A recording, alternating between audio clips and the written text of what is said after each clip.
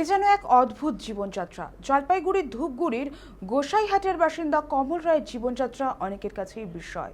গত 24 বছর ধরে তিনি ভাত খান না। খাদ্য তালিকায় মূলত রুটি ও ফল।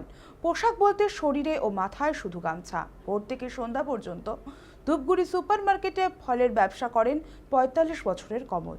তবে তার সবচেয়ে বড় পরিচয়, তিনি প্রতিদিন ব্যস্ত রাস্তায় সম্পূর্ণ হাত ছেড়ে সাইকেল চালান। শুধু তাই নয়, চলন্ত সাইকেলেই বাজারে বাসি, যা এখন ধূপগুড়ির পরিচিত দৃশ্য। তবে তিনি এই আধ্যাত্মিক জীবন বেছে নিলেও সংসারের দায়িত্ব থেকে সরে যাননি। তিনি ধূপগুড়ির এই যে রাস্তায় ঘুরে বেড়ান, সাইকেল চালিয়ে বেড়ান এবং তিনি বাজান বাঁশি। এবং এই সাথে সাথে কর্মজীবন আর আধ্যাত্মিকতার মেলবন্ধনেই এগিয়ে চলেছেন ধূপগুড়ির এই ব্যতিক্রমী পরিচিত মানুষ।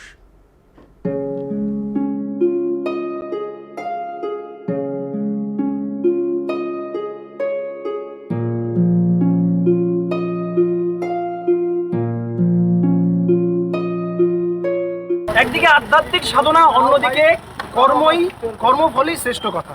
এই দুইয়ের সামঞ্জস্য রেখেই এই কমলবাবু তার নিত্যদিনের জীবন চালাচ্ছে। এর বাইরেও তার ভিতরে যে কিছু আলাদা একটা ব্যতিক্রমী চিত্র রয়েছে, তা আপনারা আমাদের এই প্রতিবেদন না দেখলে বিশ্বাসই করবেন না। যেমনটা দাবি করা হচ্ছে, তিনি বিগত 24 বছর ধরে পোশাক পরেন না।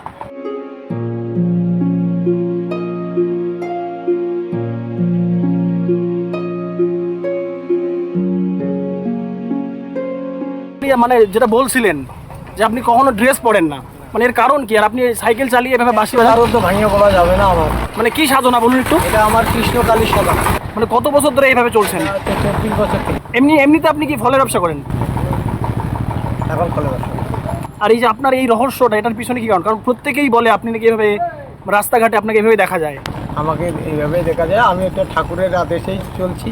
এই দাদা মানে তখন থেকেই সাইকেলে চড়ে মানে নানা রকম অঙ্গি ভঙ্গি করে সাইকেল চালিয়ে উনি বাঁশি বাজান। তো এই দৃশ্যটা আমি সেই ছোটোবেলা থেকে দেখে আসতেছি।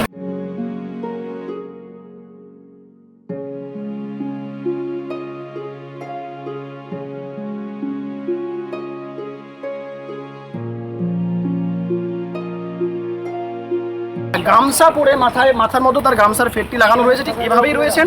পাশাপাশি তিনি যে দাবিটা করছেন, তিনি দীর্ঘ 24 বছর ধরে মুখে অন্ন নেননি, এমনটা না তিনি না খেয়ে রয়েছেন।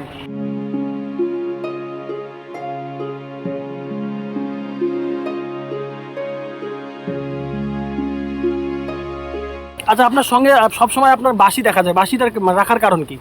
কারণ কৃষ্ণকালীর বাসী, আমি ওটা তো রাখতেই হবে আমার। জীবন আপনার 24 বছর থেকে বললাম না, 24 বছর থেকে আর কি। মানে খাওয়া দাওয়াতে কি কোনো রকম মিশে রয়েছে? আমি খাওয়া দাওয়া হচ্ছে, আমি চালের কিছু খাই না। আচ্ছা, রুটি খাই। কি কারণে এইসব? এই যে একবার তো বললাম যে সব কিছু সবটা ভাঙিয়ে বলা যাবে না। গোপন তত্ত্ব কেউ ভাঙিয়ে দেয় সব সময়। এটা আমার ঠাকুরের আদেশ, আমি চলছি। এখন আমার কতদিন কি হবে এটা তো জানি না।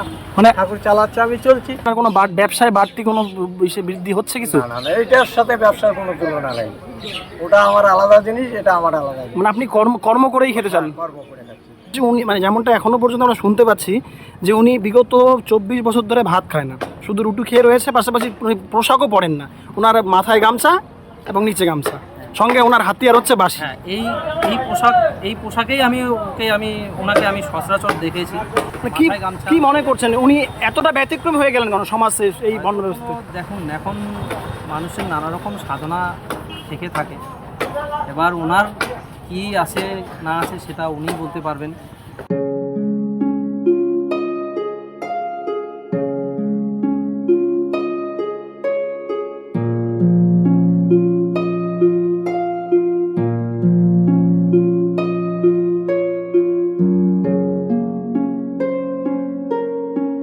কমলবাবুর এই আধ্যাত্মিক সাধনা, শ্রীকৃষ্ণ দেবী তার পরম ঈশ্বর। তিনি সমস্ত কিছু খুলতে না চাইলেও কর্মকেই তিনি যে তার একেবারে কর্মফল করে নিয়েছেন তা কিন্তু বাস্তবায়ন। তিনি জানেন যে এই ভব সংসারে বাঁচতে গেলে তাকে অবশ্যই কর্ম করে যেতে হবে এবং সেই কর্মকে পাথেয় করেই তার এই জীবনযাপন চলছে। ক্যামেরায় দীপের সঙ্গে সানি, সময় কলকাতা, ধূপগুড়ি।